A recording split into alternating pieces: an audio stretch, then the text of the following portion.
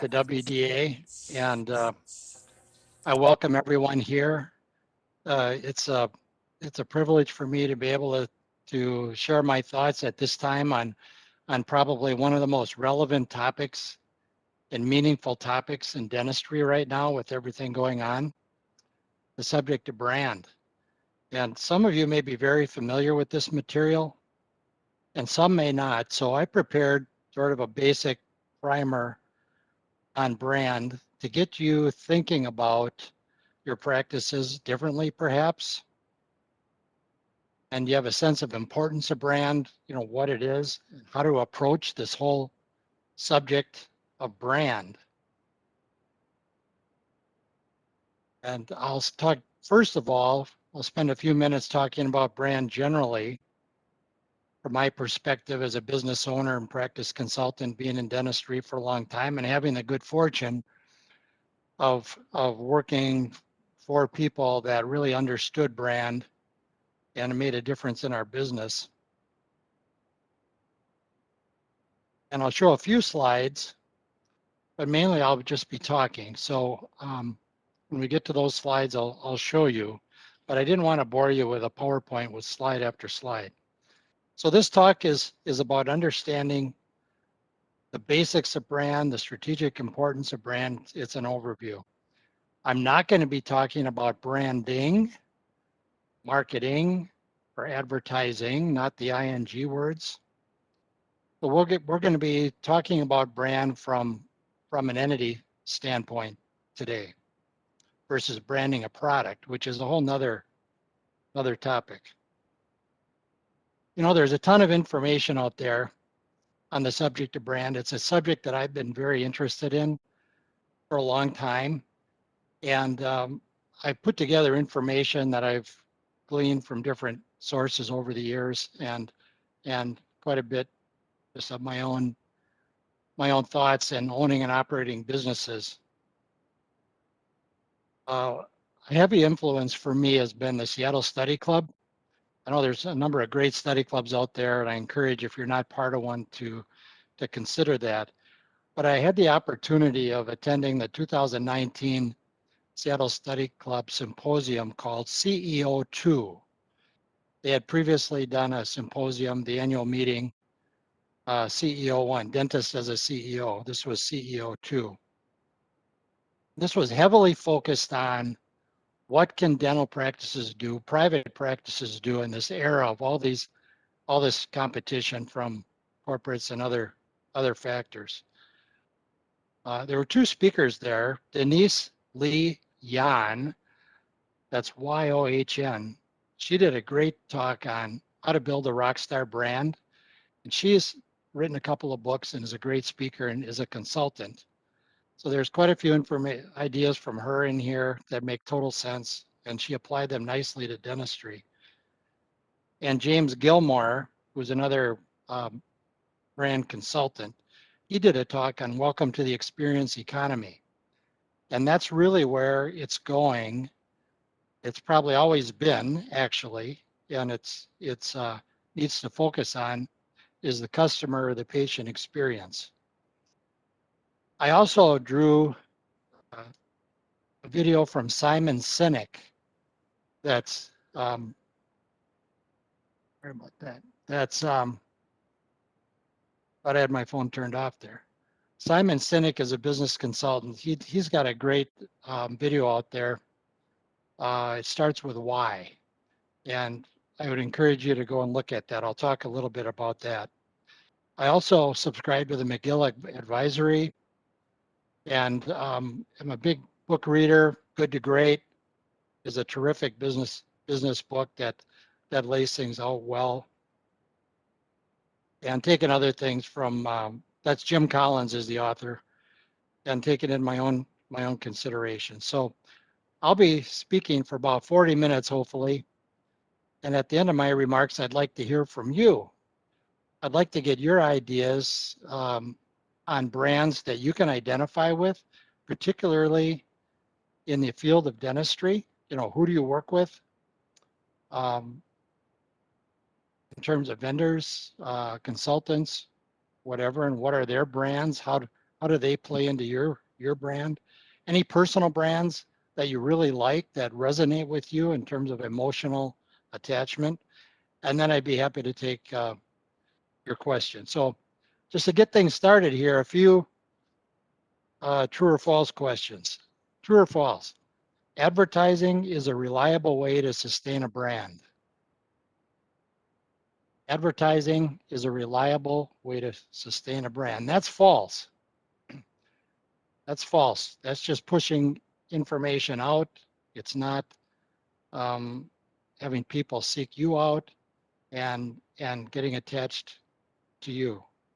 The second one, relying on gimmicks like frequent flyer programs is a good way to promote a brand. Relying on gimmicks is a good way to promote a brand. That's false. It's basics. It's nuts and bolts. It's basics. It's hard work. It's in everything you do. The next one, a great product doesn't always have a great brand or isn't always a great brand. Now, this is more of a product question. A great product doesn't always have a great brand, and that's true. It can be a fantastic product, do all kinds of things, but it might not have that emotional attachment. The last one, your first step in developing a brand is to do a logo with a tagline and then advertise. The first step is to do a logo with a tagline and then advertise. That's false. The worst thing you can do is promote your brand without being ready. So what is brand? I'm talking generally speaking for industry overall, not specifically dental. I'll segue into that a little bit later. Before we can understand brand or talk about brand, we really need to understand the basics of business strategy, business strategic planning, business model, all right? So in a typical strategic plan process, you'd first lay out your vision, your value proposition, your principles and values, your high-level goals, then your cornerstones, the building blocks of your business, figure out what success is for those building blocks. And then identify all your action plans with the targets and who's going to do what, put a financial model to that, and you'd have your business strategy and plan. That's a really quick overview of the strategic planning process, which I would encourage you at some point to do for your practice. Well, how does brand fit into this planning process, and why did I just go through that? The key is that brand is the central organizing and operating idea for your business. It's not something you do as a by the way. It's not something you check off the box later on. It's the core. It's the core of your business. Your core value proposition, your emotional tie, your hopes and your dreams and aspirations for the future, and everything your business says, does to generate an emotional bond with your customers. It's what you do and how you do it. It's part and parcel. It's implicit. It's built in. It's woven into the fabric. Most importantly, it's what you stand for and how you nurture and reinforce your brand. All the way from your leadership, your inspirational leadership function, if you will. I'm going to say function, not the best word, to your tactical marketing, to all your systems and processes. And great brands define brand as the business. You build your brand through action, not advertising.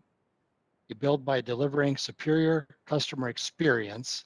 And that's where the Seattle Study Club Symposium a couple of years ago really hit hard on the customer experience, because it's something that you can control and that I think you have an advantage over other practices, the corporate type practices. But the thing is, it can't be just a promise. You just can't promise you give something and not do it. You really have to deliver on that promise. Because in the end, your brand is what your customers say it is. It's not what you say it is. It's what your customer says it is. It's what they perceive it to be.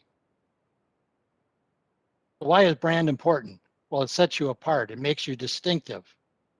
It focuses your energy as a leader, as a business owner, on inspiring your team to deliver to your brand promise. It focuses your team's energy on activities that make a difference, and it gets rid of all the non-value added activities in your business. That's lean. That's the concept of lean. It actually drives your employee selection and your management, drives all your systems and processes. And like any business, you wear all the hats. You have all the elements of a business. You've got operations, you've got brand, you've got marketing, you've got people management, you have insurances, you have financial management, you've got technical, you've got clinical.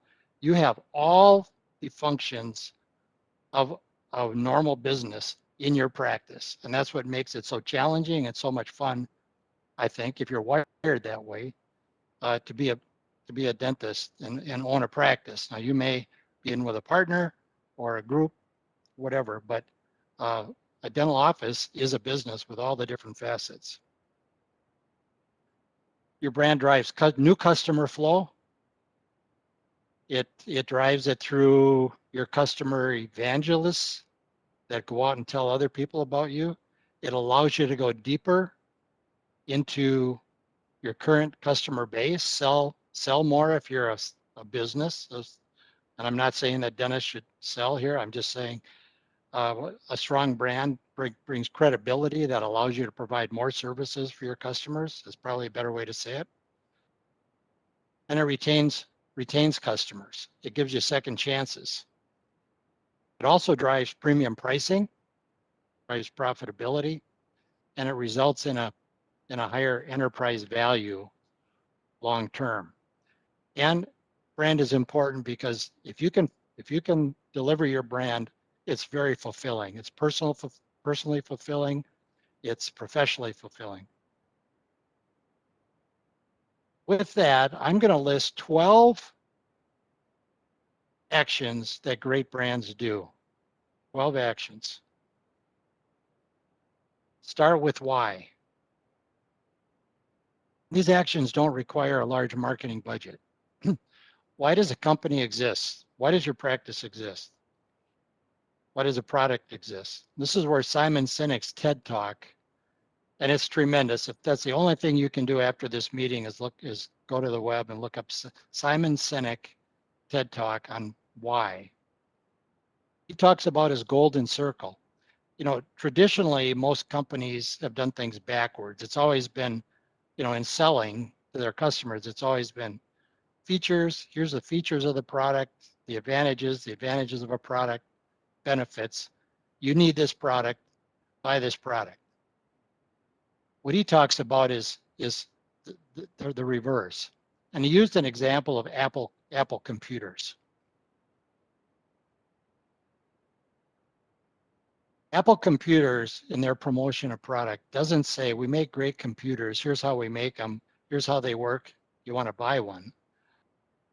Rather, they say, here's what we believe. Here's what we imagine. We can help you imagine. We can help you pursue your dreams. To help you do that, we make products that are beautifully designed and functional and simple to use and user-friendly. Why don't you take a look at our product? There's a big difference there in how you present that to your customer. And so start with why. He says people don't buy what you do, they buy why you do it. There are a lot of computer companies out there and not nearly successful as Apple. And why aren't they as successful? It's their messaging and their brand. Number two, great brands treat brand development as the single most important business activity that they do. Right from the start. Great brands, number three, appeal to customer emotions. Here's a few examples. Nike's promotion is just do it. It inspires the athlete in each of us. L'Oreal Cosmetics, I'm worth it. That's an emotional attachment, obviously. Something I just invested in, a fishing rod. I stopped at the St. Croix Rod Factory up in northern Wisconsin. Their brand is making the best rods on earth. And of course, I need the best rod on earth, right? It's an emotional attachment. I actually have a couple other St. Croix rods that I really like. You take Starbucks, for example. What Starbucks did, they took an ordinary cup of coffee and turned that into inspiration and nurturing the human spirit, where you go to Starbucks as a place to reflect. It's sort of a mini vacation right here in town. They turned a cup of coffee into a brand that is just tremendous. Subaru, love is what makes a Subaru a Subaru. You know, before we bought our Subaru, we talked to a lot of Subaru owners and they all just loved them. Those of you who went to Marquette, take a look at the basketball arena. Everyone's standing up shouting, "We are Marquette." That's an emotional attachment. That's definitely a brand. There's other ones. Prevea Health up in northeastern Wisconsin uses Aaron Rodgers. Let's get after it.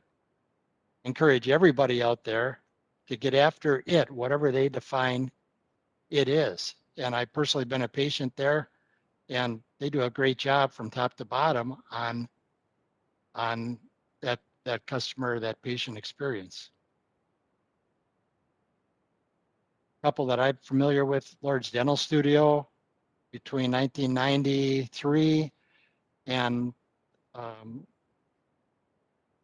2009, had a tremendous run there, if you will, as in leading that and then owning that business. We had a terrific brand in the dental industry up till the recession and the consolidation of all the dental labs and changed everything. But it was experience the Lord's difference. And we made it so easy for docs, or we are all focused on making it so easy for docs to do their cases and not give them any hassle and support them in any way we can. We're the largest CE provider to dentistry. We had customer clinician testing groups that were part of the CRA Associates, CRA, Gordon Christensen's group. And those were a lot of things that we did. We were able to command superior product margins, financial margins on those products because there was an attachment. We created value that was well beyond the prosthetics that we made. And our DPA mantra has always been help dentists achieve peace of mind because they know where they're at. They have a great business plan and they know where they're at in relation to their plan. And that's more than just a tax return, financial statement, and so forth. It is freeing them up. It's taking stress off them so that they can really enjoy life outside of dentistry without worrying about their practice. So these are all examples of emotional appeal and that intangible bond that you can create. So that's what great brands do. Great brands start inside with a brand-led culture. They avoid selling products. So the fourth one is start inside, brand-led culture. The fifth one is avoid selling products. Products are things that have limited life cycles typically. Avoid selling products versus emotional appeal. Great brands don't chase trends. You chase in a trend, if you're late to the party, it's not going to help you. You've got to be innovative, creative, and thinking about how are you going to create that emotional bond before other things come out. And if you follow, you're second, third place. Number 7, don't chase customers. Don't spend a lot of energy and time on those few patients that don't value, those customers that don't value your offer. Number 8, sweat the small stuff, the patient experience, the customer experience. And number 9, related, the customer experience is really the new marketing. And we'll talk about that a little bit later when we get into dental, but understanding all the touch points and every interaction with your customer is absolutely critical.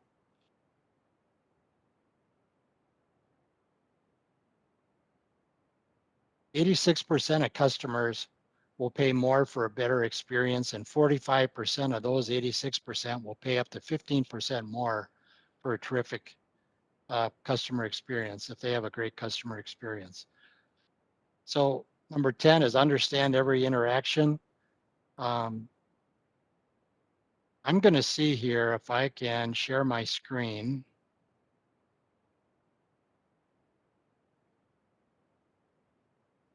See here, Candace.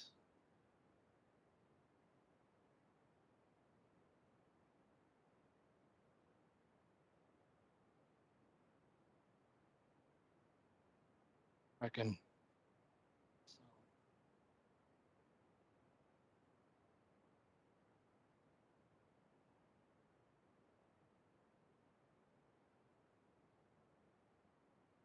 Candace, I'm just going to ask you for some help here. I'm looking for a button here. I'm here. What are you trying to do? You want I'm to just share your trying to screen? share my screen here. Sorry about this, folks. I just figured it out the other day.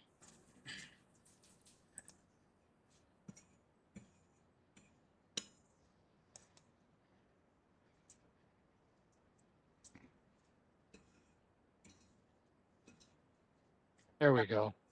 Okay. Can you see this brand touch point wheel? Yes. No? Yes? Yep. Okay, great. Thanks for the help. Oh, no problem. So this is Denise Leon's touch point wheel where she actually maps out, and this is in one of her books. She actually maps out all the different customer interactions and interactions with your vendors and all your partners in business. So this is a really good way to, really good thing you can do in your practices is actually diagram out all of the different interactions and patient flow from the start when they make the first phone call or inquiry or reply to a social media or reply to the website, and really understand each one of those interactions are key touch points for you.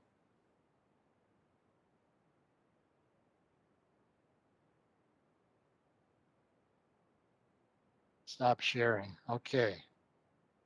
All right, got it. Thanks for the help. So that's number 10 on the scale, is understand every customer interaction. Number 11, never have to give back. To create shared values versus having to give something like discounts or spiffs. And number 12, commit and stay committed throughout the process. So those are the 12 brand building practices that great brands do. So great brands think about and use their brands much more effectively than brands that aren't great. Brand is not incidental. It's not changed often. And you've got to change your brand by changing your business. If you're an existing business and you're not where you want to be, you've got to really fundamentally work on your business. Well, that's an overview on brand basics. Let's turn that into dental. Let's shift into the dental gear. Well, the situation that we're facing in dental, especially at private practices, as we all know, and this is where brand is so important to become distinctive in your brand. You have a number of forces at work right now. You've got insurance taking over, and there are a lot of fee-for-service practices out there, by the way. We can't make the assumption that everyone is getting sucked into that insurance game, but it does affect a lot of practices, and it's very real for a lot of practices. So we have declining reimbursement rates.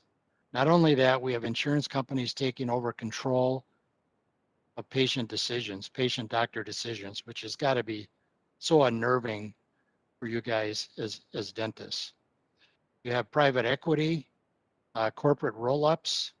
There's a lot of forms for this are happening there. But we're competing with large marketing budgets. We're competing for labor. But I really think that the corporate evolution here provides great opportunities for private offices, tremendous opportunities. I took some time to, I'm going to pull this out. This is the McGill newsletter that I follow, and there's a lot of really good information in here over time. But they list 10 corporate dental chains. Heartland, Aspen, Pacific Dental, Smile Brands, American Dental Partners, Great Partners, Dental Care Alliance, Western Dental, Affordable Care, and Interdent. In 2014, there were 2,800 practices. In 2019, and this is a couple of years old already, there were 4,200 practices. I don't have an updated one. So it's growing at a rapid rate. But I looked up 3 of them, Heartland, and Midwest isn't on here, but I looked up Heartland, Midwest, and Pacific Dental on the website to see what I could find out about brand, how they looked at brand.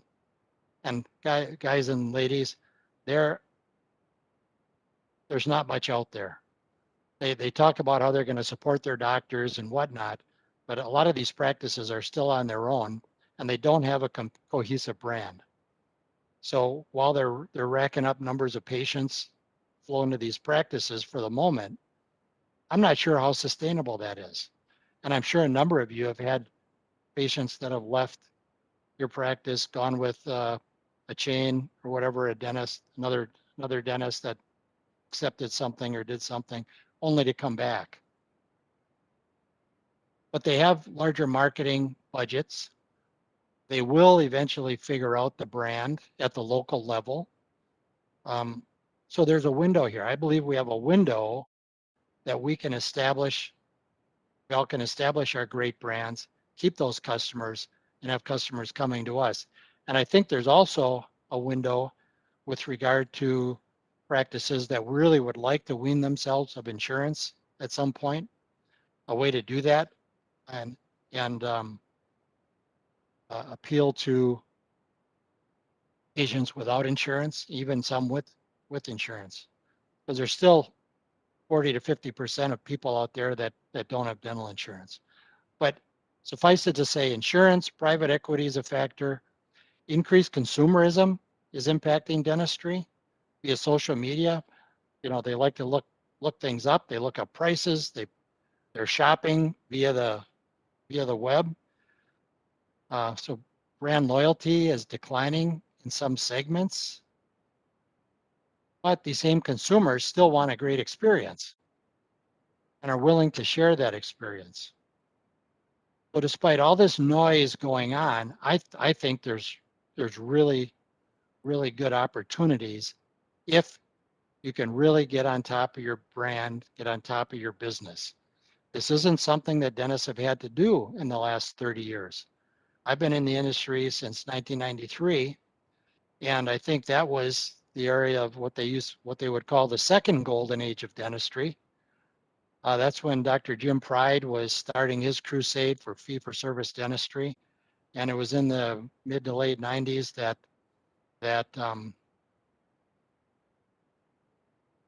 this was kind of rearing its ugly head, and Dr. Pride was packing 300 people into the auditorium at Marquette, into the room at Marquette, to speak on leadership and fee-for-service dentistry.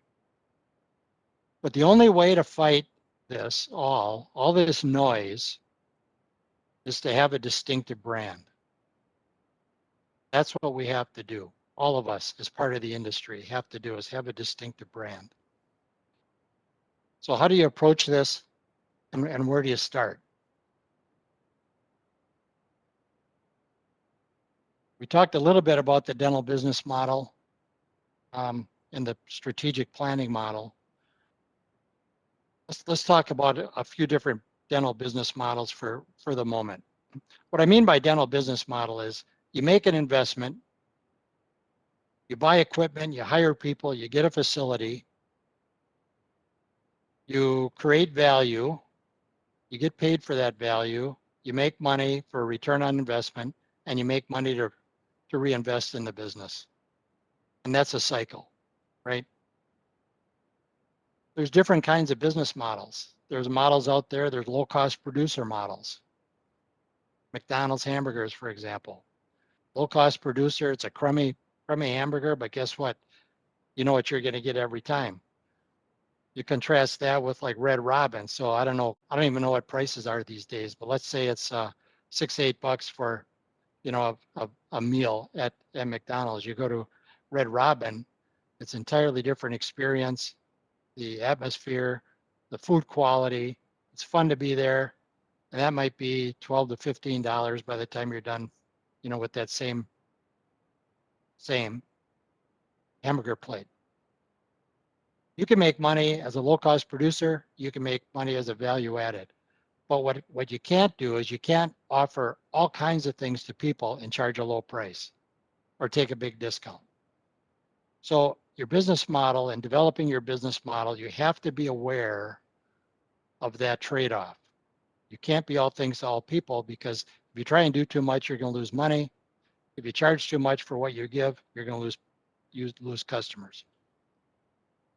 So there's production-based, there's experiential-based businesses and practices. Then there's a hybrid. We know of a few practices that we have that seem to be able to do it all. They operate at a fairly low price. They have great brands, great loyalty. They provide great service, and they're extremely successful from a financial standpoint. That's hard to do. Well, that's a little bit on business models. Now let's get back to brand. What we coach our practices to do is build your brand first, demonstrate your brand, prove that you can do it, prove that you can deliver on your brand promise, communicate your brand, then you can communicate and tell people about it, because when they come, they're going to be happy with the experience. Then price your brand, then get paid for what you do. So how do we get started really? Well, let's define the brand. We encourage our clients to start with the visioning exercise. This is kind of out of the box. It's fun. But what you can do is go to a quiet space, go to your happy place, get out of Dodge, get out of your practice, go somewhere where it's peaceful, quiet. Maybe it's a cottage, maybe it's your back porch, wherever that is. Go to a place where you can just shut off the outside world for a while. Take a large sheet of paper, flip chart sheet of paper, and a set of markers, and draw a picture. Pretend you're 1,000 feet above your practice. You pull the roof off your practice, and you dream about how ideally you'd love that practice to be in the future. Look at that practice as you'd like it to be.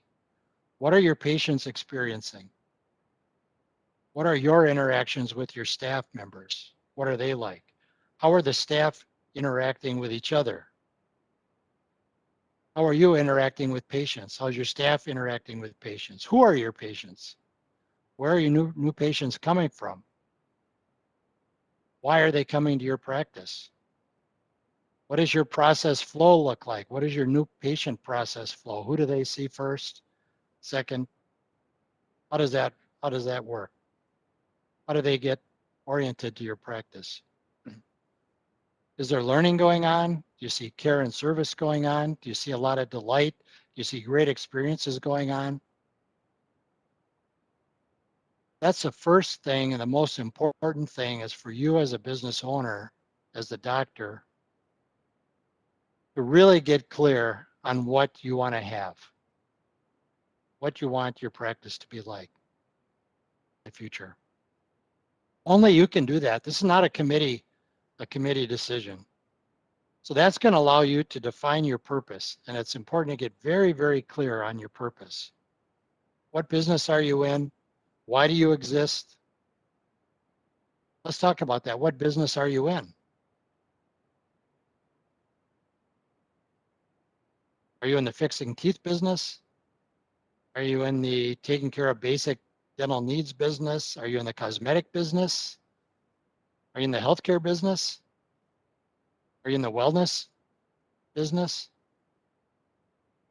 The inspiration business? Business of enabling people to be as great as they want to be? This applies whether you're a brand new practice or a startup. And one of the big challenges, if you've just bought a practice recently, you've got the inertia of the brand that's existed, and you've got to do the gap analysis of where are you at right now versus where you want to be. I'm going to show another slide here.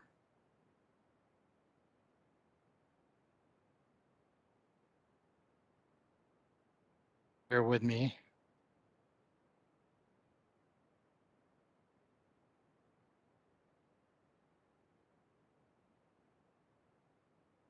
To help you get started on this subject,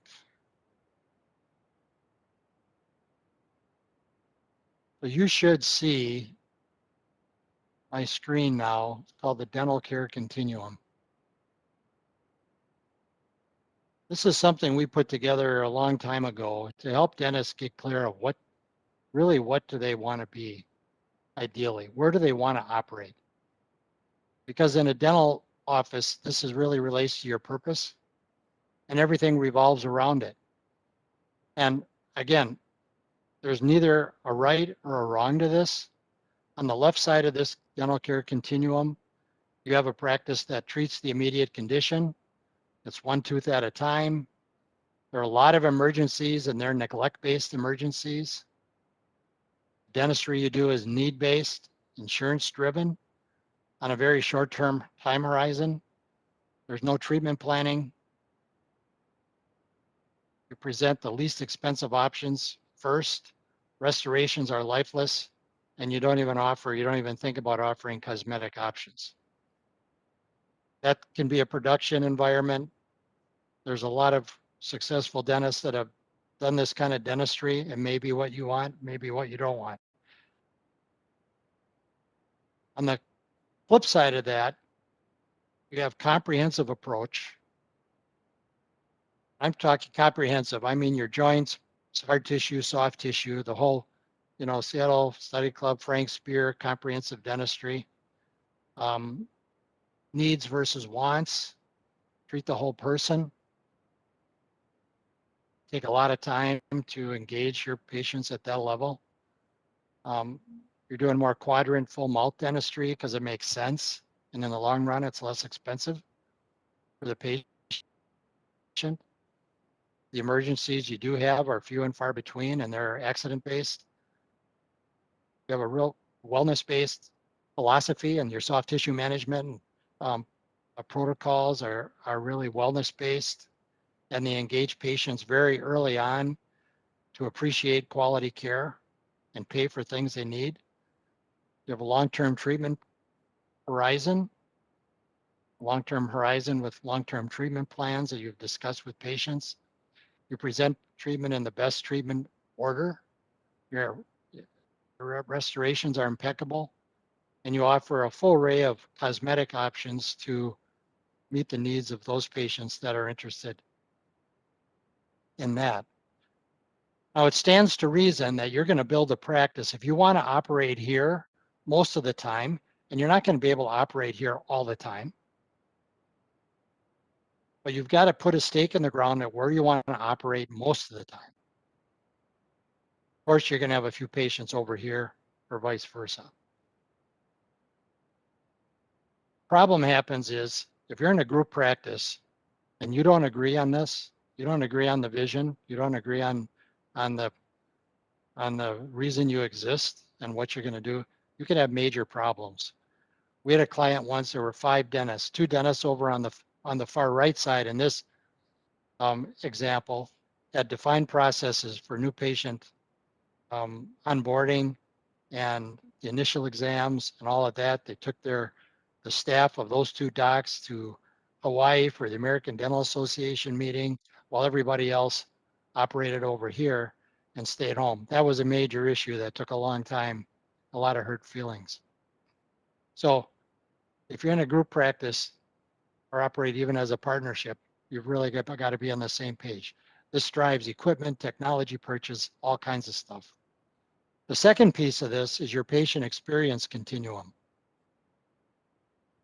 And this has to be fleshed out really well also. On one side, you can have a production environment. The doctor directs the treatment, makes the decisions. There's inflexible payment rules.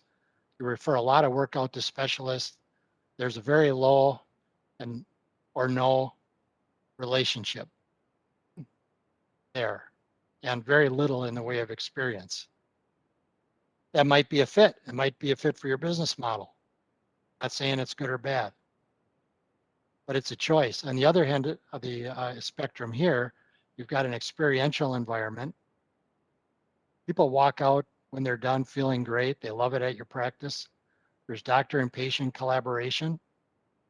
Patients are really involved in their care decisions. They're they're um, they're really focused on learning and wellness, and that's generates a whole nother set of conversations with them. You've got a lot of budget-friendly payment options to help them afford the dentistry. Most services are in-house, so they don't have to be driving somewhere else. You've got high relationships. So these tools are really intended to help you get started on this section that we're talking about, which is why do you exist? What business do you want to have? What kind of practice do you want to have? After you decide that and have this vision that you need to articulate really well, by the way, you can list your core values, how you treat people, how you listen, how you support personal growth and involve people and support people to be the best they can be. Your standards, your clinical standards. Once you have that, then you can develop your brand promise. Your brand promise is, it could be your tagline, it could be something you talk about, but it's what you promise to deliver. It's taking all this pre-work that you've done so far in this process and what you promise to deliver. Your brand promise should be simple, credible, different, memorable, inspiring to go beyond the tangible. Should be the experience that you're promising. A couple of examples that I'm aware of dentists that I deal with or am aware of. We'll give you something to smile about as a brand promise. And when you take a look at that statement, it seems really simple. We'll give you something to smile about. There's a ton in there, or can be a ton in there, that has to do with every single interaction with the patient. It can be your clinical treatment, of course, that's part of it. Another one is improving your life by improving your smile. Well, that resonates at a much higher level than a basic, we have a good doctor, we have good people here. Right? It engages somebody at a totally different level. And the last example of the brand promise that I'll share, and I'm sure you've seen a number of other ones too, providing a memorable experience, beautiful smiles, and exceptional care for a lifetime. Now there's a lot in there that drives every person, that should drive the actions and the heartbeat of every person in your practice. From the receptionist, front desk, from the initial moment of touch throughout the whole process. All your handoffs, your treatment planning, the checkout process, the rescheduling process, the payment process, everything. So once you have defined your vision and why you exist and your core values, and you develop your brand promise, it's time to identify what are the cornerstones in your business that you need to build to deliver that brand. Just going to highlight these fairly quickly for you. But this is a key part of assessing the gap between where you are right now and where you want to be. Leadership. Leadership is key. Leadership does not come naturally to a lot of us. In a brand, developing a brand, you've got to have really strong and inspiring leadership by example. Never assume things are getting done right. Trust but verify. How you treat and work with your staff is how they're going to treat and work with your patients. Your environment, second piece, environment has to be nurturing and positive.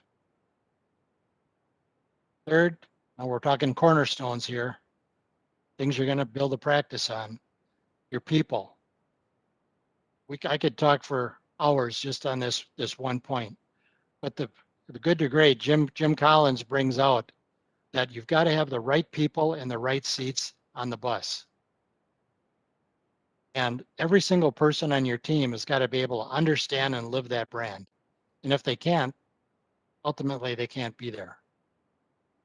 That's why I like adding people to your staff that come from outside of dentistry, because we tend to be protected in dentistry from outside learnings about these kinds of things and creativity.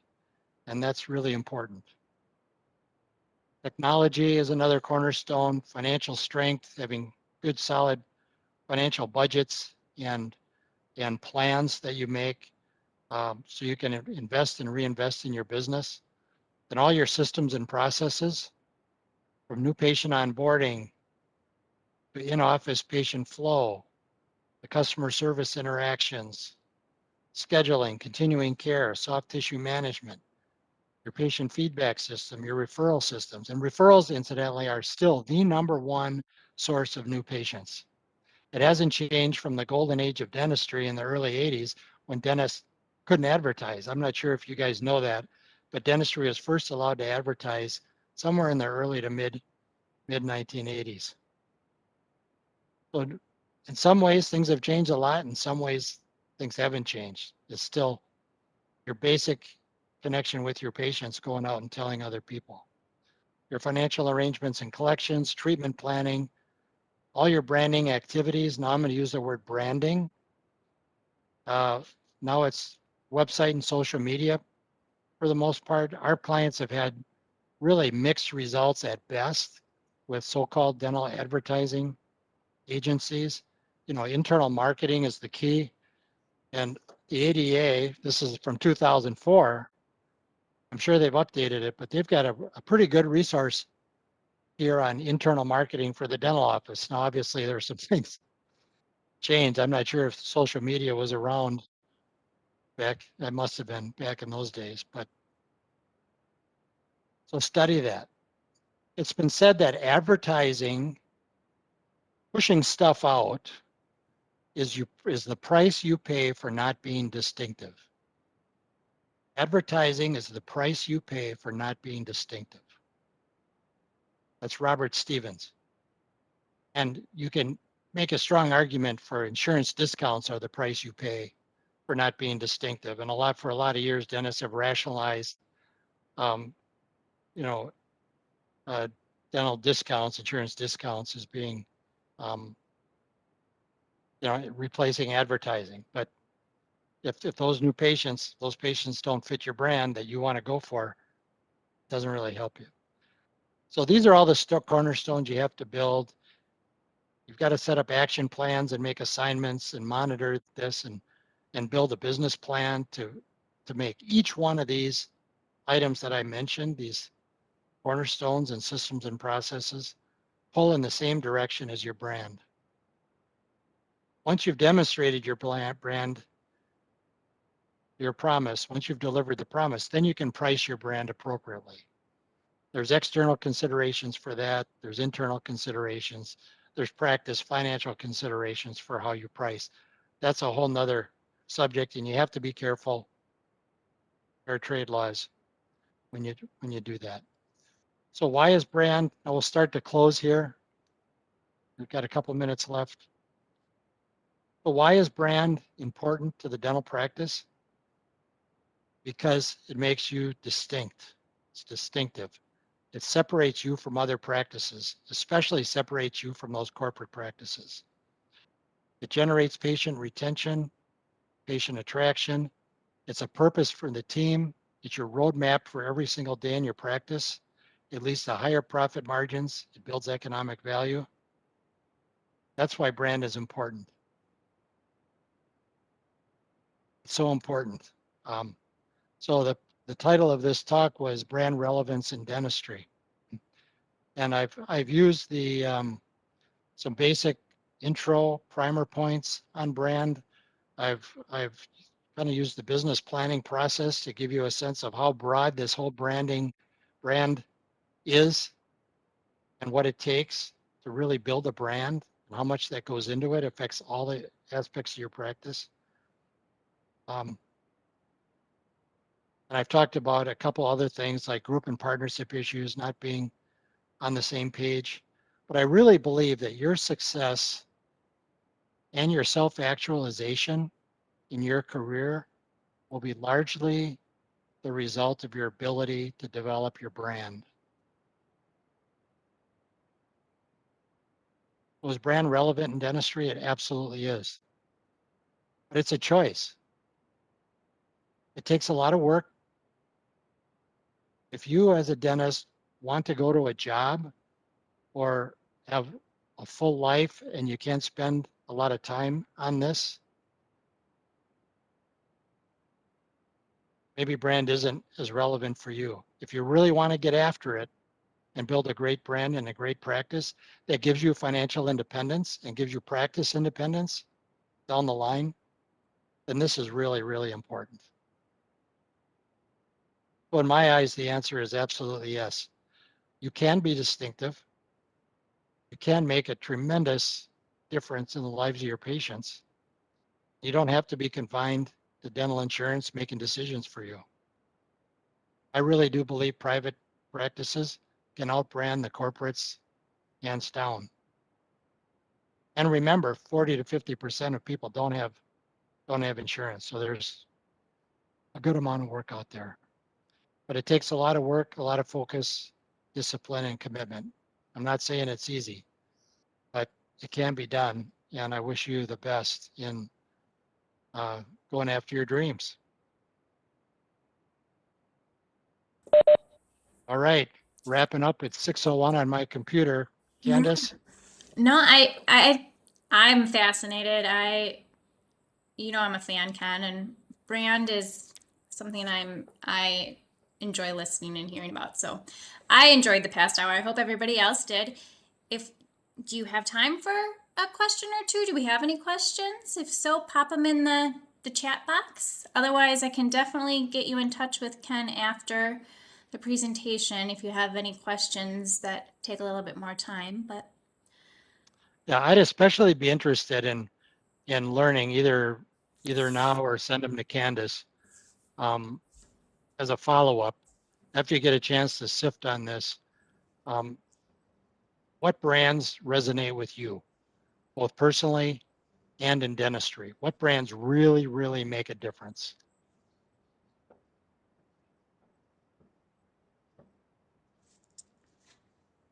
I'm not seeing any questions. Everybody's being shy. All right. Well then, you guys know how to reach me. I will follow up with your certificates tomorrow morning. And if you have any questions festering overnight, I will definitely make sure they get in the hands of Ken and he can connect with you. So thank you so much, everyone, for joining us and have a great night. All right, everybody. Thank you.